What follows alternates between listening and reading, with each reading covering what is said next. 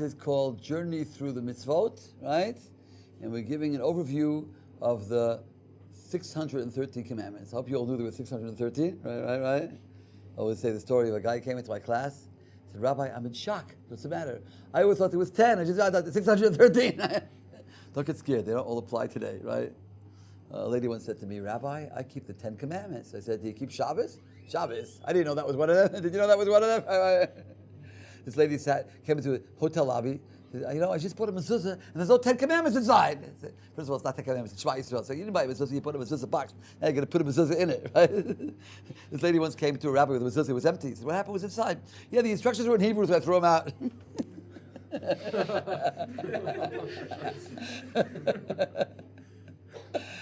The bad joke, Moses comes down from the mountain. I got good news, I got bad news, right? You never heard the bad joke, right, Brandon, right? It's like the guy came into his office, and the secretary said, boss, I got good news, I got bad news. Let me hear the good news first. They called from the doctor's office, you've got 3 days to live. That's the good news, what's the bad news? They called 2 days ago, I forgot to tell you. Okay. The Rambam was the first one to categorize the 613 mitzvahs into 14 books. It's called Yad HaChazakah. Yad is Yud Dalet 14. It's also called Mishneh Torah, right? In his introduction, he writes, from now on, all you got to do is read the Torah and read my book. You got it all there. Right? He didn't mean don't study Mishnah, don't study Talmud. He meant I summed it up for you, right? But they say that is a little bit haughty. Sounds like a little bit haughty statement to make. He was punished for it, right? You know how many commentaries there are on the Rambam? A whole library. You said just read your book. Oh yeah, look at all this, right? Anyway, the Rambam wrote another book called Sefer HaMitzvot, where he defines every mitzvah. And there are many arguments. Ramban argues and Ravid argues. Oceans of ink have been spilled on the question, which mitzvahs do you count, which ones don't you count? Because don't get scared, Brandon. There's really more. There's really more. We just don't count them all, right? And we can ask a very simple question, right? What difference does it make, right? Is Shabbos 1 mitzvah or 39 mitzvahs? Is Tefillin 1 mitzvah or 2 mitzvahs, right? Arguments, right? If it's a mitzvah in the Torah, do you have to keep it, right? Right? You have to keep it. Whether you count it or you don't count it, you have to keep it anyway. So what difference does it make if you count it? Right? But since the rabbis say there are 630, we have 248 positive, corresponding to the parts of the body. 365 negative, corresponding to the days of the year, the solar calendar. Every day of the year tells you don't do a negative. Every part of your body tells you do a positive, right? So we're going to find out which ones they are. Okay. And then the Rambam wrote a list of all the mitzvahs, introduction to the Yad. It's called Minyan HaMitzvahs, right? In this class, we're going to go through the list of the mitzvahs and explain the basic concepts. So we went through the table of contents and we explained every book, basically what it talks about. And now we're starting book number 1. Book number 1 is called the Book of Knowledge, right? Because it's everything in Judaism. We don't take leaps of faith. Leaps of faith can lead you anywhere, right? We use our minds, right? Na'aseh v'nishma. First, we'll do what God said, right? We saw the revelation, we saw God. Nishma, we'll try our best to understand. So we use our minds. And the first one is fundamentals of the Torah. In our introduction, we mentioned the Sefer HaChinuch, brought in the Bir Halacha, right in the beginning of the Shulchan Aruch, where he counts the 6 constant mitzvahs, that one has an obligation every minute of their lives, and if they think about these 6 things, they get reward, which is, you can't imagine, unlimited reward. Just to list them very quickly, because it's similar, it's not exactly the same, but it's similar to the fundamentals of the Torah of the Rambam, right? The first one was to believe there's a God, one God who brought everything out. Second, not to believe in any other gods. The third was to know that God is one, Shema Yisrael, Hashem is one. One doesn't mean he's one and he's not two. One means he's the only one, right? He's the only one, there's nothing besides him. All of everything in existence is a manifestation of God's oneness. The fourth is to love God. The fifth is to fear God. The sixth is don't go after your heart, after your mind. That means after bad thoughts and after what you see. Those are the 6 constant mitzvahs. Similar to, we're going to go into it more in depth now in the Rambam. So the first thing the Rambam runs is to know there's a God. So I mentioned this last time. What's the first of the 10 commandments? Anybody know? I am Hashem, your God, who took you out of the land of Egypt. So one question we asked last time was, if you were God and you were introducing yourself to man, what would you say? What's the most basic thing that God did? Created the world. I'm God who created the world. Why is that God who took you? I'm God who created. Why is that I'm God who took you out of Egypt? So he said, believe. when God created the world, there were no witnesses. No one actually saw God create the world. We do have a post-facto witness. After the fact, Adam opened up his eyes and he said, Mama, no mama. Papa, no papa. I assume Adam did not have a belly button. What's a belly button? Umbilical cord, right? He wasn't born from a woman. I assume he probably didn't have one either. If you weren't born from a woman, you never had an umbilical cord, right? Besides that, he was a prophet. God spoke to him. So Adam could tell his children, I know Hashem created the world. How do you know? I opened up my eyes. I saw a world in full bloom. No father, no mother, no belly button. And God spoke to me, right? But no one actually saw it. You could deny it. One time in history, God wanted to demonstrate before the eyes of all mankind, He created the world. When was that? The 10 plagues. God created the water, turns to blood. The fish died. The animals, animal plague, wild animals. The insects, locusts, lice. Atmospheric conditions, darkness, hail. Human beings, firstborn. Can you tell who firstborn is? Take 100 people, make a blood test, urine test, x-ray, brain scan, whatever you like. You can't tell who the firstborn is. Only his mother knows for sure. And God knew exactly who the firstborn was. Pretty impressive, right? And this time it was the front page of all the newspapers. Read all about it. Plague hits Egypt. Nile turns to blood. Red Sea splits. Everybody knew about it. So the 10 plagues demonstrated before the eyes of all mankind He created the world. Right? But the second question we asked was, I am the Lord your God who took you out of Egypt. Seems to be a statement, not a commandment. Therefore what? What am I supposed to do about it? I'm the Lord your God. Therefore what? What's the command? It's one of the 613. What am I supposed to do about it? Does it mean believe in God? Is there a mitzvah in the Torah to believe in God? What do you say? What would you think? What would you think? So, some say yes, but the Rambam seems to disagree, and the argument is impeccable. The argument goes like this. There cannot be a commandment to believe in God. Why not? Because if I don't believe in God, there's no one to command me to believe in Him, right? I have to have a commander before you can have a commandment. If I don't believe in God, there's no one to command me. Who's commanding me to believe in Him, right? And if I already believe in Him, then what do I need a commandment for? Do you believe in God? Yes. Believe in God. I already believe in Him, right? If you don't believe in Him, there's no one to command you to believe in Him. And if you already believe in Him, right, then what do you need a commandment for? You believe in Him already, right? Therefore, the Rambam understands that belief in God is a prerequisite. Before you can learn how to read, you have to learn ABC. Before you can have commandments, you have to believe in God, right? What's the first of the 10 commandments? Know there is a God. To know there is a God. How do you know there's a God? So I already know, right? You tell me there's a guy in the other room. I believe you. Why do I believe you? You talk with a straight face. You're an honest guy, right? But do you know there's a guy in the other room? When you look at the people, you see that, then you know, right? How do you know there's a God? So we talked about this last time. Many ways to know there's a God. The simplest way is what we call the design proof. When you see design, you know there's a designer. How do you know there's a watchmaker? When you see the watch, you know there's a watchmaker, right?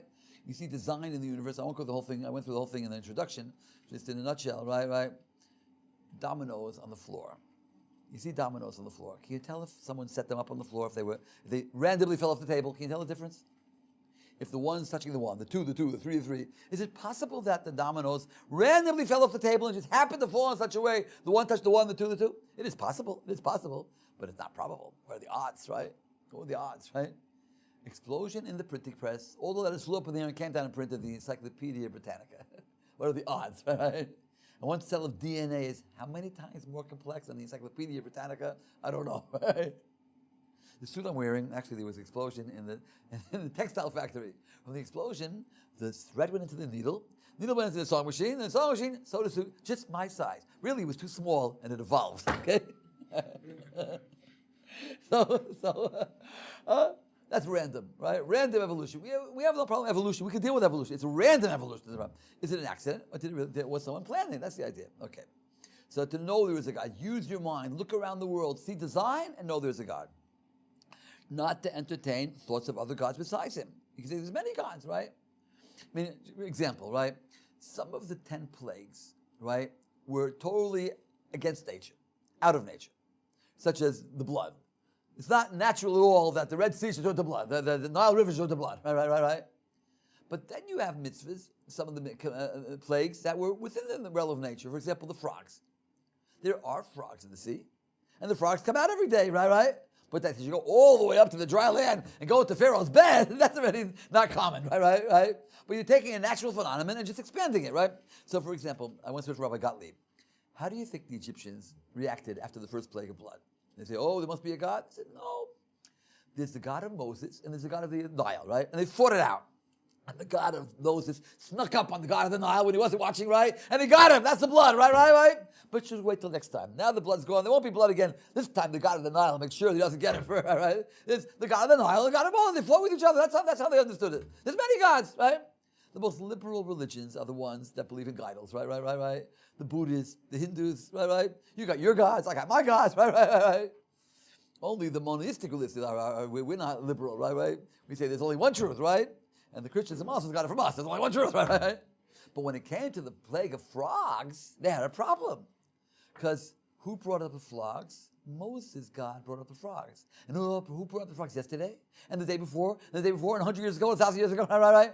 If Moses, God, is the one who controls the frogs, then he controlled it all the time. And when the miracle is within the realm of nature, that means the God of Moses is the God of nature. It's all one. That's the problem. See, if we went against nature, you could say there's two powers. There's the God and that God, right? But if the God of Moses brought the lice, who brought the lice before that? He's the God of Moses with the animal. Who brought the animals before that, right? When it's within nature, that shows that the God of Moshe is the God of nature. That's the point. So idolaters believed in many gods. To know that he's one. He's all there is, right? There's no power besides him. We saw that in the Chinuch, right? If you say there's a Satan, they got the concept of Satan from us, who rebels against God and does whatever he wants, that's denying the Torah, right? God created angels. Satan has a job to get us to sin, right? But he's not independent. To love him and to fear him. So how can you command someone to have an emotion? Either you love me or you don't love me. I command you, love me. I command you, fear me, right? Either you love me or you don't love me, right? But emotions means focusing, right? When you love someone, you focus on their good points, right? A mother loves her son, but he's a hypochondriac. He's such a nice boy. But he's a mass murderer. But he's such a good boy. When you focus on the good, you see the good. When you focus on the bad, you hate someone. He's going to be the best guy in the world, but you focus on the bad, right? So love means to focus. The Rambam says focus on the greatness of God. See, look at a sunset. See the awesomeness of God, right? And you see how tiny you are compared to the epitome of your existence, right? You want to love him. You want to connect to him. The feeling, I want to connect to the transcendental, right? That's the love of God. And when you feel good, you study Torah, you feel good. You did a mitzvah, you feel good, right? You enjoy it. That's love. That's love of God. That's love of God. And then to fear him, you got to know that God is watching. When you have the opportunity to do something wrong, and God gives us these opportunities, right? Don't do it. Not that cheeseburger, right? Not that Shabbos. Not that. Not now. Not the X-rated movie. Not now. Right? God is watching. The Vilna Gaon used to dress up as a peasant and travel around the countryside incognito. And the guy gave him a ride in his buggy. And he gets to an orchard. He decides he wants to steal some apples. So he gets up on his horse to steal the apples. The rabbi, you're the lookout, right? The rabbi's the lookout, right? After 5 minutes, the rabbi says, he's watching. Who's watching? He's watching, right? He's watching. That's fear of God. Fear of God means aware of the fact that he's watching. To sanctify his name, right? When you do something proper, you're sanctifying God's name, right? Only doesn't mean to die on Kiddush Hashem, right? If you give a person, an older person, a seat in the bus, it's also sanctifying God's name. And if you don't give it, they'll say, these yeshiva boys, right? They don't even stand up for, they don't respect people, right? Not to profane his name, not to destroy objects associated with his name, to listen to the prophet speaking his name, not to test the prophet unduly. So when a prophet says a prophet, you got to test him, right? But once you've accepted him, you accepted him. Okay, that's the fundamentals of the Torah. That's the basics. Now we come to section 2, which is called character traits. Every person is born with positive character traits and negative character traits. These are our natural resources. And in the secular world, generally speaking, the way you're born is the way you die. Someone is born with a temper, they die with a temper. They're born being jealous, they die jealous. And Torah says, no. These are your natural resources, but your mission in this world is to develop them, to control your bad character traits, to develop your good character traits, right? Sometimes you have little children, you see natural good traits, right? They like to share their toys with others. They're generous, they like to help others. They cannot say a lie, right? They just, no matter what the consequences, they cannot say a lie, right? When they get older, sometimes they can lose those character traits, right? Don't be naive, right? Remember number 1, right? People can lose their character traits, right? You have to control, you have to develop your good ones, right? And overcome your bad ones. Work on your anger, work on your jealousy, work on it, right? That's our objective. Now, how do you know what's a good character trait and what's not? To emulate his ways.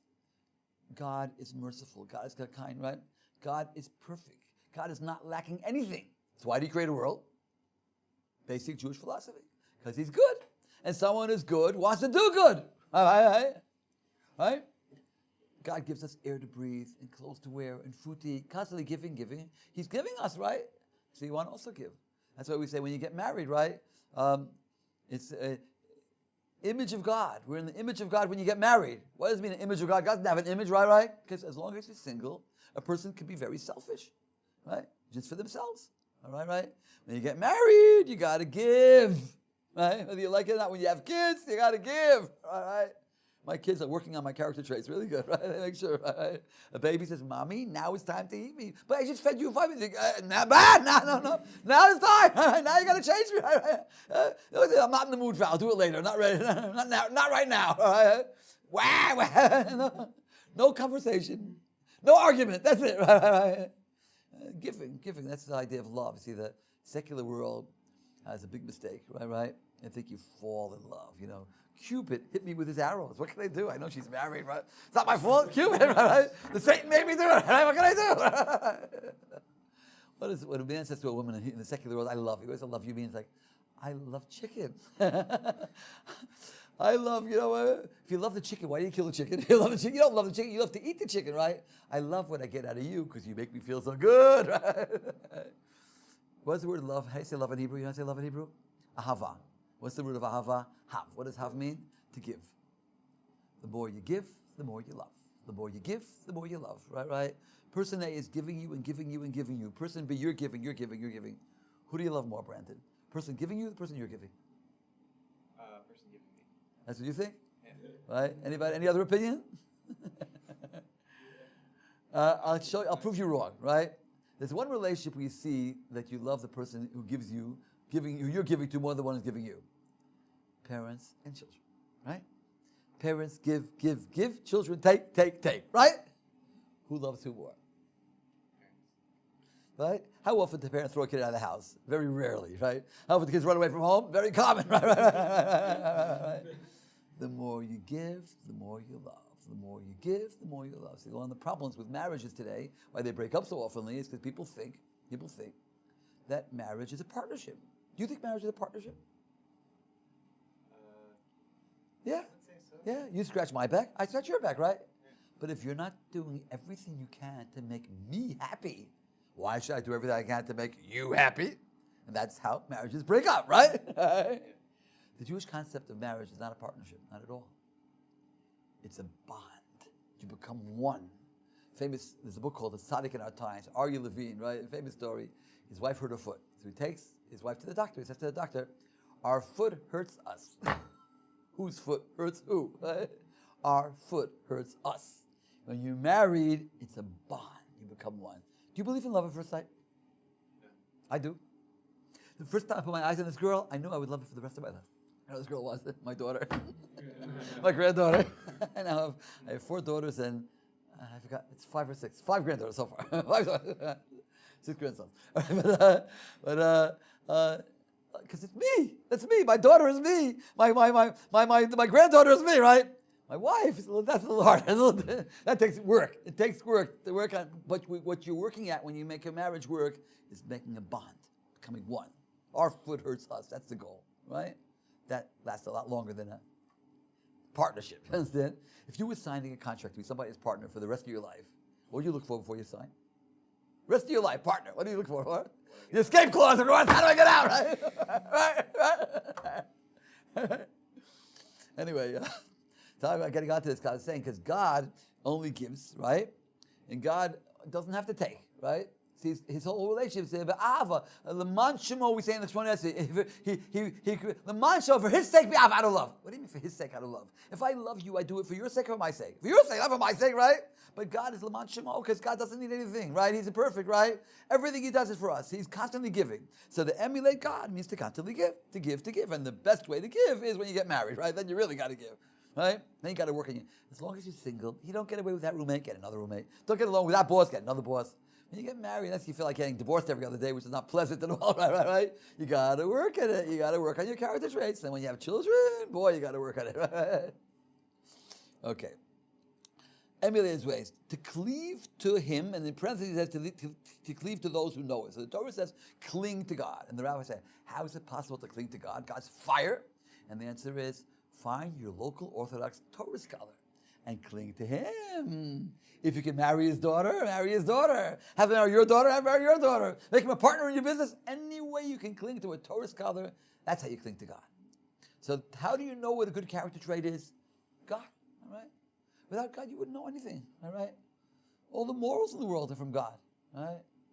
Monty Berger has a talk called, What Difference Does It Make? Is there a God, and what difference does it make, right? And he comes out with a conclusion. It makes a difference on a personal level, on a national level, and on a universal level. On a personal level, someone lives their life as if there is a God. They live a moral life. Then they die, find out there is no God. Did they lose out on the deal? They lived a pretty good life, right? But someone lives their life as if there is no God, right? Then they die, find out there is, boy, are they in trouble, right? So don't take a chance, right? Okay. Before you break the Shabbos and keep things kosher, make sure you're sure there's no God. Make sure, right? Don't take any chances, right? That button might cause a nuclear bomb, might not, but don't take a chance, right? On a national level, we're all proud of being Jewish, right? Who's proud of being Jewish, right? If there's no God, that means our ancestors, they gave their lives for an illusion. They had an illusion there was a God. They thought there was a God, and they gave up. I mean, is that something to be proud of? Unfortunately, they were wrong. So I said on a personal level, on a national level, we're proud of being Jewish because there's a God. Otherwise, if there's no God, there's nothing special in Israel. There's nothing special about being Jewish, right? And on a universal level, that's what I want to get to over here, morals in the world. Who decides morals in the world, right? Are there any morals that all mankind would agree to?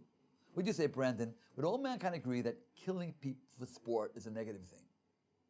All mankind would agree with that, I mean? At all times? You ever hear of the Romans, right? Colosseums, gladiators, thumbs up, thumbs down, right? Imagine right in the middle of the Colosseum, a Jew walks in with a beard and payas, right? And a big kippah, right? Sits and he has a big sign in English, Hebrew, and Latin. Do not murder, right? What do you think the Romans will do with him? They'll throw up the lines. Before they throw up the lines, right? 1 second. I'm a Roman, right? My name is Leodoro. Your name is Yankel, right? What do you mean do not murder? Romans don't murder. There's a rule. There's a law we can't murder. If a man murders his wife from Rome, they'll crucify him, right? What do you mean don't? What do you call this? We call it entertainment. Well, I call it murder. Well, all these hundreds of people, they get it every morning and eat popcorn and thumbs up, thumbs down. They call it entertainment, right? Who are you to say it's murder? They say it's entertainment, right? What's the only answer? God. If there's no God, let's take a public opinion poll and decide if it's murder or not, right? Let's decide, right? If there's no God, then what makes sense? Is it wrong to murder babies? Infanticide, is that bad? All mankind agree that's a negative thing? Well, the Hindus do it, right? In Pakistan, the Muslims stopped the Hindus from committing infanticide because they had a Quran. Right? The Hindus, when a guy dies, they burn his body on a funeral pyre, right? Anybody know the old Hindu custom? I think it's called Sutu, something like that. Sutu. The wife jumps up in the fire, or they throw her up. Don't you want to burn with your husband? Don't you want to burn with your husband? I mean, and they all go there long. If you had 10 wives, all 10 wives, they would burn them. Right? That was the old Hindu custom. The British stopped it, not because they wanted to interfere with a foreign religion. They just couldn't watch. And the Indians said it's our old revered custom until the British said we also have an old revered custom. It's called hanging for murder. So they stopped. Hanging for murder. Anyway, who stopped the Hindus from burning women? The British, because they had a Bible. Who stopped the Hindus from in Pakistan infanticide? The Muslims, because they had a Quran, right? There's a God. Without a God, there's no murder. So we learn from God morality. That's to emulate God. That's what I mean to emulate God, right? I'll tell you something. You'll argue that much blood has been spilled in the name of religion in history, which is true. The Crusades and the Jihads, right? Much blood has been killed in the name of God in history. Very true, right? But I still believe that if you believe in a God, as evil as you can be, you're limited. There's a limit to how much bad you can do. To go all the way, to be a Hitler, to be a Stalin, you gotta be an atheist. That's my personal opinion. If you're not an atheist, if you believe in a God, you can do many terrible things. True, I agree. But there's a limit how far you can go. There's a God, there's a limit. To go all the way, I believe you have to be an atheist. Okay, that's my personal thing. But the point over here is to emulate God's ways, to cleave so how do you cleave to God? Cleave to those who know Him, to love Jews, to love converts. not to hate fellow Jews. Right? You have to love your fellow Jew. Sometimes you have to hate their deeds. If a Jew does a bad thing, you have to hate their deeds and love the person. And that's very difficult to do. Love the person and hate his deeds. To reprove. The Torah says if you see somebody breaking the Torah, you've got to give them rebuke in a nice way. Right? A car comes into Meir Sharim on Shabbos, gets a big rock through the windshield. The guy gets out. Hey, they're right. Shouldn't be driving on Shabbos. Where's the closest yeshiva? That doesn't happen too often, right? That doesn't happen too often. Tel Aviv, the cross driving Shabbos. My first Shabbos in Israel was in Tel Aviv, right? I tell you, the guy, Orthodox Jew, comes to Tel Aviv. First Shabbos in Israel, Tel Aviv, sees all the cars driving on Shabbos. He wanted to say something positive. What can you say positive about it? What a wonderful place Israel is. Even the Goyim are Jewish, right? Even the Goyim are Jewish, right? Even the police are Jewish, even the soldiers, even the Goyim are Jewish, right? See, he sees the guy getting into his car on Shabbos. He says, Shabbat. The guy says, Mach pat lecha. You know what that means? What's in your business? The rabbi says, the Gemara asked your question. Yeah. The Gemara says, we're in a boat. And the guy takes a drill, starts drilling a hole in the receipt. Says, what are you doing? Mach pat lecha. What's in your business? My seat. I paid for it, right? But we're all in one boat. You make a hole in your seat. We're all going to drown, right? You break the Shabbos. We're all going to suffer. We're all in one boat, right? I think that was a nice way of putting it. That's when it comes to man and God. Man and your fellow man. Someone hurt your feelings. Someone insulted you. Something did very bad to you, right? Fellow Jew I'm talking about. If you can forgive them, you should forgive them. If you feel you're not able to forgive them, then the Torah requires you to approach them in a nice way. Not say, you bum, right? Not to embarrass them, right? Say, you hurt my feelings. You did something bad to me, right? We don't like to do that. Why don't we like to do that? It's a blow to our pride. I'm going to admit that my feelings hurt me, right? Much easier to say, I'll never talk to him again. Talk about it behind his back. But then you have an enemy for life. If you can approach him nicely, you say, I apologize, a mistake, it was misunderstanding, you make up, right? We just had Tisha B'Av. The rabbis, we talked about this in our class on Tisha B'Av, the rabbis say that the temple was destroyed because of sinnat chinam, hatred for no reason. I hate you! Why? No reason. No reason. And the example, the Talmud gives a story of a guy who had a best friend named Kamsa and a worst enemy named Bar Kamsa, and he said to his servant to invite Kamsa to his son's wedding, and by mistake he invited Bar Kamsa, right, and the worst kind of guy, and he threw him out, and the guy was very embarrassed, so because of hatred for no reason, and he told the emperor the Jews are rebelling, and he brought a sacrifice, and he sabotaged it, the whole story. But the Talmud says because of Kamsa and Bar Kamsa, the temple was destroyed. So my rabbi asked the question, what do you want from Kamsa? Kamsa was the best friend who didn't get invited. He didn't do anything wrong.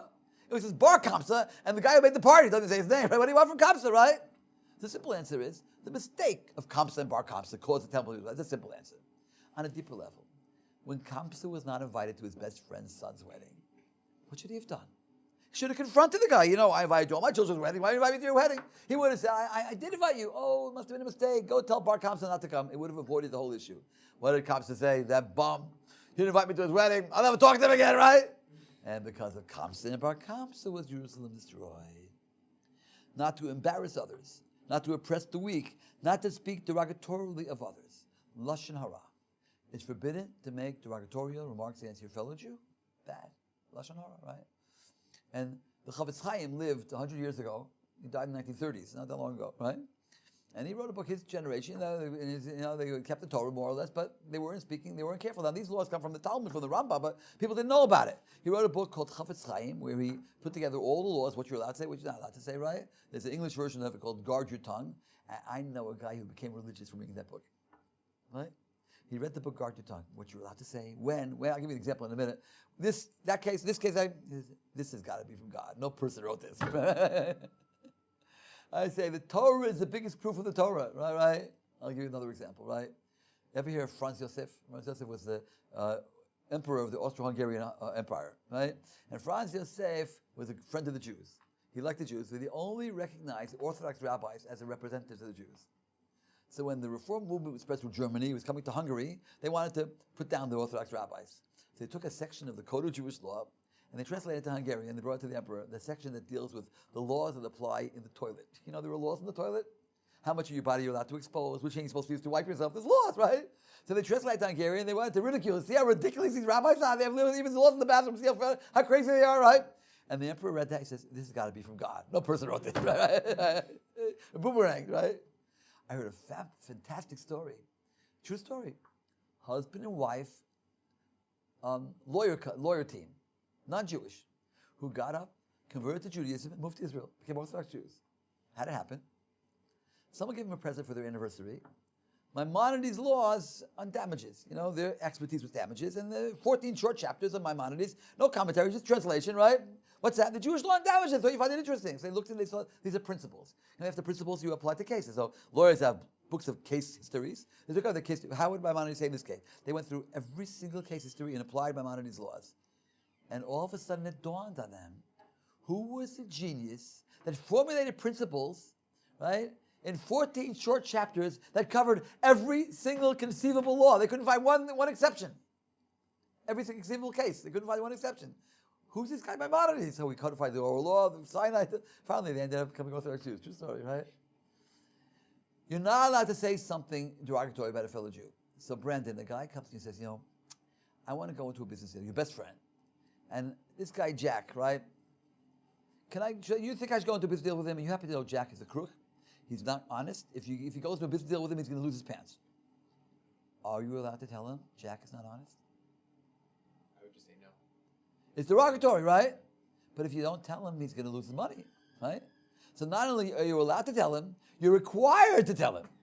But there are certain conditions, right? How do you know Jack is a crook? Is it first hand? Is it second hand? Right? Will Jack get any more punishment that's coming to him? Right? He's coming to him. He shouldn't go into business, right? But there are a number of conditions. But the most important condition is, what is your motivation? Your motivation has to be only that you want to help your friend, and not because you don't like Jack. Now, what happens if Jack is your worst enemy? He's always doing bad things to you, and you hate his guts, all right? And you also have to be a crook. And your best friend says, can I go into business deal with Jack? If you have the wrong motivation, you're not allowed to tell him, right? On the other hand, if you don't tell him, he's going to lose all his money. You're not allowed to not tell him. What do you do, Brendan? You're not allowed to tell him. You're not allowed to not tell him. What do you do? Says the Chavetz Chaim, you got to tell, hold on 1 minute, go into a room by yourself and say, I don't hate him. I don't hate him. He's a fellow Jew. I got to love him. What can I do? He's a crook. In other words, you may not tell him with the wrong motivation. You may not tell him. So you got to work on yourself until you get the right motivation and tell him with the right motivation. Is that man-made law or God-given law? Tell me. God's fingerprints. Guy read guard your tongue and he became religious from that. Next, Mitzvah 20. Not to take revenge, and 21 is not to bear a grudge. What's the difference between taking revenge and bearing a grudge? What do you say? Revenge is immediate, while a grudge can be held for the rest of the life. Okay, that's one difference. Or you can say revenge is an action and grudge is in your mind, right? The way the rabbis explain it is like this. I say, can I borrow your pen? You say, no, I don't like your face. That's what I say. He says, can I borrow your pen? If I say, no, I don't like your face, I'm taking revenge. If I say, I'm not like you, take my pen, you're bearing a grudge. You have to smile very nice, say, take my pen. It's hard to be a Jew, okay? It's worth it, okay? You can't take it doesn't mean the PLO, it doesn't mean the Nazis, right? It means your fellow Jew, right? Maybe a fellow observant Jew, possibly, right? When they caught Eichmann, right? The whole world sent letters to Israel. Show Jewish compassion. Don't kill him. Don't take revenge. Compassion, Christian compassion, right? And the Israelis said, no way, right? You know what they did with Eichmann?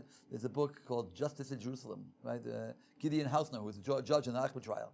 He wrote a book on it. I read it. Unbelievable. All right. We find in the book of Samuel, right? Saul was commanded to wipe out Amalek. And he did wipe out Amalek. The whole of Amalek, except he left the king alive. God, one night, he let the king, he had mercy on the king. And that night, the rabbis say the king got a slave girl pregnant. And from there came Haman Agagite from Agagite, and probably Hitler as well, I assume. Right? Next day, Samuel the prophet says, bring in Agag, and he takes his sword and he cuts him into pieces. He says, just like your sword has made women without children, so shall your mother be without child. They cut him into pieces.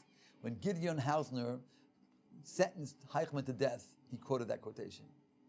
You have made women without children, so shall your mother be without child, right?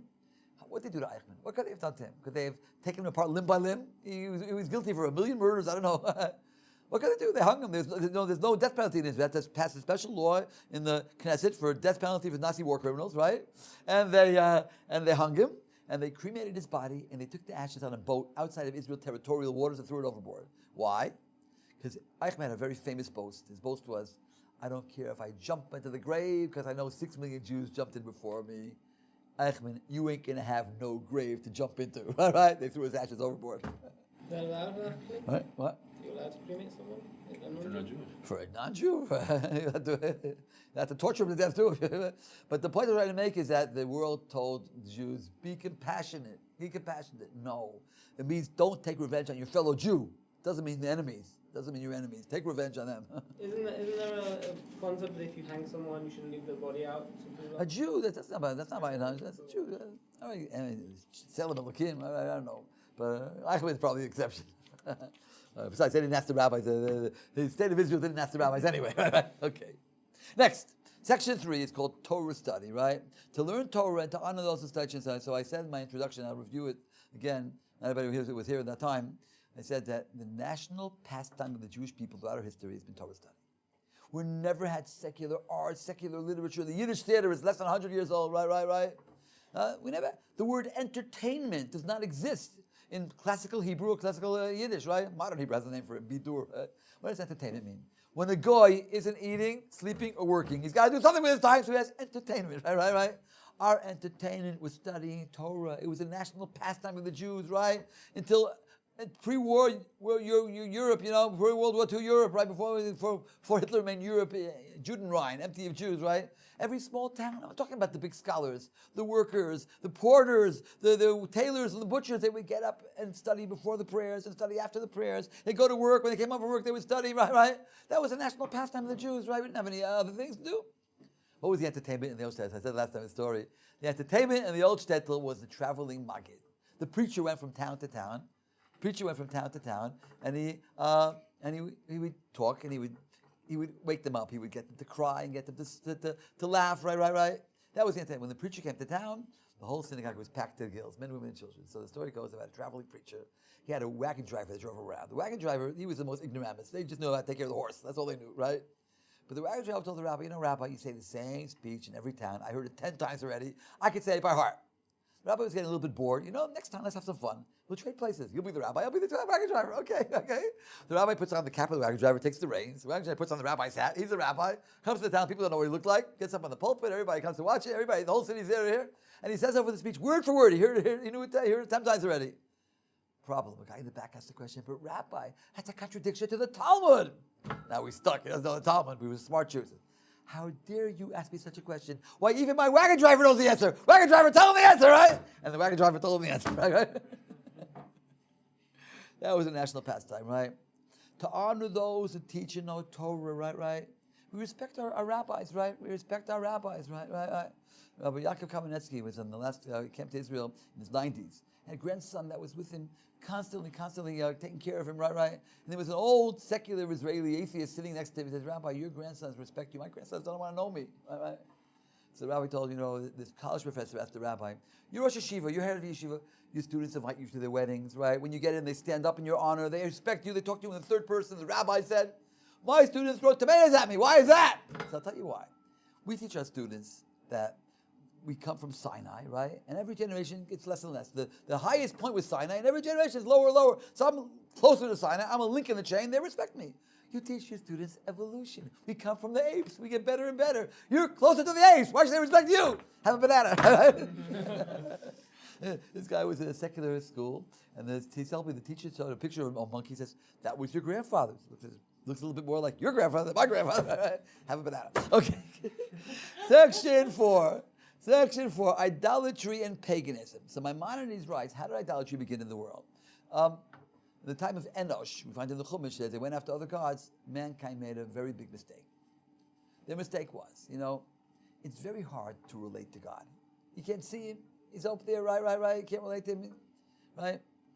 A king would like you to honor his officials, right? You have to honor the officials of the king, the ministers, right? The sun is an official of God. Gives us light, gives us warmth, right? The moon. Let's build a temple in honor of the sun, and through the sun we'll come close to God. That was the original idea. But as the generations went by, they forgot that was the original idea. They thought the sun was a god. They thought that the statue was a god, right? The Japanese still believe the emperor came down from the sun. What's the flag of Japan? Anybody know? The rising sun. That's right. They really thought. See, Christianity was very appealing to the Romans, right? Because you can have your cake and eat it. Yes, you can believe in a God you can't see, but he's also a man, and you can, on the cross. You can have a pocket God, right? Pocket God. They like that. But pagan is what's wrong with that analogy? A king would like you to honor his ministers, but not in his presence. You bow down to a minister in the presence of the king, off with your head, right? And we're always in God's presence, right?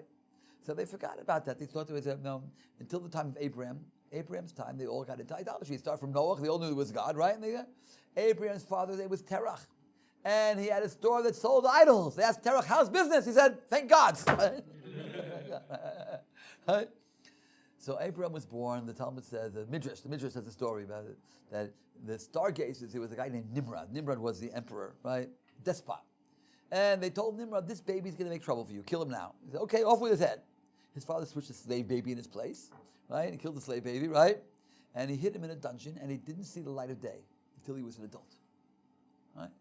Different opinions how old he was, but we get used to the world, Why is there no free will? Someone asked the question, why don't we have free will when we're babies? Babies don't have free will. Where's the free will? And I said, if we would have intelligence when we're babies, we would never have free will because we know there's a God. You open up your eyes, where the world come from? We get used to it. When we're babies, we get used to it. We're infants.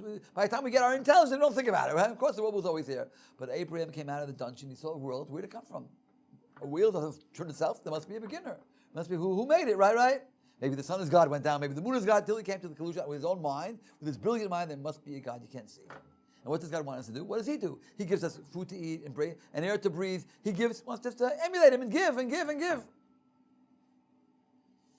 So his father had a store that sold idols. One day the family went to the temple and they left Avram minding the store. You know the joke about minding the store? The guy's on his deathbed. He says, where's my wife? She's right here. Where's my son? Right here. Where's my daughter? Right here. Who's minding the store? Okay. Anyway, I think that's a joke, People on the deathbed there, yeah. I knew a guy on his deathbed, he said to his family, don't forget we're members of the synagogue, you get a discount on the funeral. Don't forget the discount. As we think about it in his deathbed. True story, really. I know the guy. Anyway, when you think about regular life, you think you're different, right? Anyway, what's the point? So the family went to the temple, and everyone's watching the store. Comes the lady to bring a sacrifice to the gods. The lady, how old are you? I'm 40 years old. This idol, yesterday it was a tree. We shot down the tree. Half of it we used for firewood. The other half we made an idol. You're going to bring a sacrifice to an idol that's younger than you? He thought about it. She didn't know too much about theology of the idol. Okay, she left her sacrifice. She went home. Avram takes an axe, chops down all the idols in the store, except for the biggest one. Puts the axe in the hand of the biggest one. This is in the Midrash, right? It's not in the Torah, right? And he takes the sacrifice she brought and puts it in front of him. The family comes back. Avram, what'd you do to all the idols? I didn't do a thing. A lady brought a sacrifice, and all the idols fought over who gets it. And the big one took an axe, chopped the other one. Are you crazy? It's only wood and stone. It's wood and stone. May your ears hear what your mouth is saying. It's only wood and stone. How can you worship it? Ooh, now that's heresy. That's heresy. Now his father brings him to the Nimrod. Nimrod, I got a problem, my son. He believes in an invisible God, right? Do you know that, right? I'm not sure exactly how my car works, but I'm pretty sure there's not an invisible horse pulling it. What do you say? Invisible horse? But I don't think so. Right? So Nimrod said, I'm God. I created the world. Shalom Aleichem. Good to meet you, God. Says Avram. Show us the proof you're God. Stop the sun for 1 minute. I get a better proof of God. It's called trial by fire. You know what trial by water is? They used to take the Christians, tie them up. We'll throw you into the river. If you drown, we are right. If you don't drown, you're right. Let's see. Good test, good way to find out. I'll prove I'm God. I'll throw you in the fire. If you burn, I'm God. If you don't burn, I'm not God. Is that a good proof? What do you say? Everyone said, go right ahead. They threw him into the fire and he came out in one piece without a scratch. Right? Now you had to banish him. That was the problem.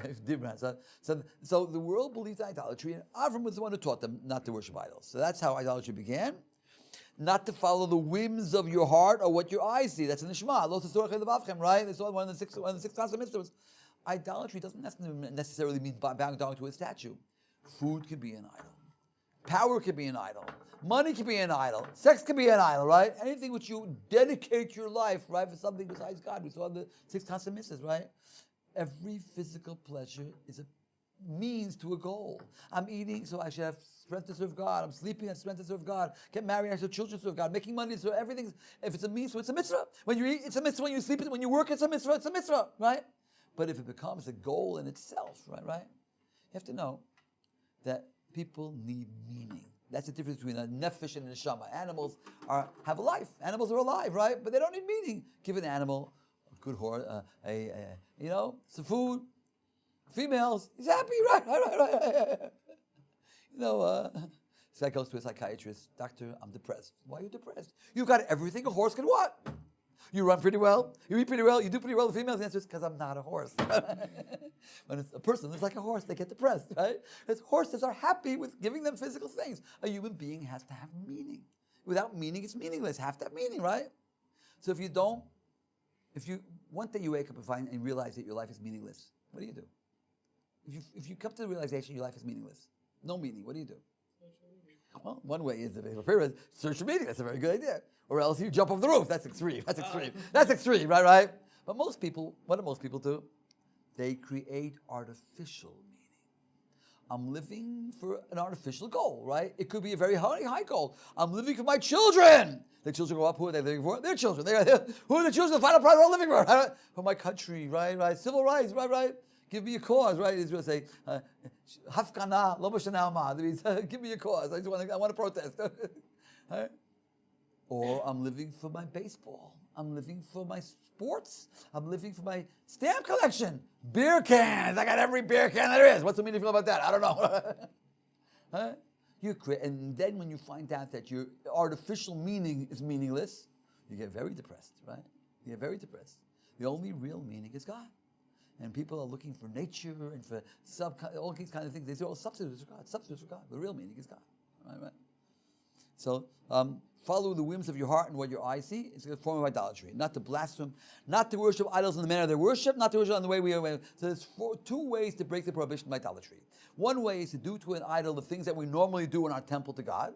Bowing down, bringing animal sacrifices, wine libations, meal offerings, incense, right? Or you do something to an idol which is the normal way the people who worship this idol worship it, even if it's a stupid, crazy, disgusting thing. For example, Marcolis. They worship Marcolis by throwing rocks at it. I throw a rock at Marcolis, my intention is to knock his head off, but that's the way they worship it. It's considered idolatry. We found in the Torah a few weeks ago, we had a very disgusting idol, Baal Peor. How do you worship Baal Peor? By defecating in front of it. That's the way you worship it, right. There must have been some ideology. Go back to nature, don't feel ashamed, do it because naturally, manure, fertilize, I don't know. There must be some ideology to it. I don't know exactly what, right? Thomas is a story where one Jew did it, he also did it, and he wiped himself on the nose of the idol. Like, whoa, no one ever did that before, wow. But that's considered idolatry, right? Not to make an idol for yourself, for others, making human forms for decorative purpose. We don't make three-dimensional statues. It's problematic, right? We have time for how much time we have? Another 5 minutes? Another 5 minutes, all right. We have two extreme cases in the Torah, which the Torah says never happened, never can happen, never will happen, right.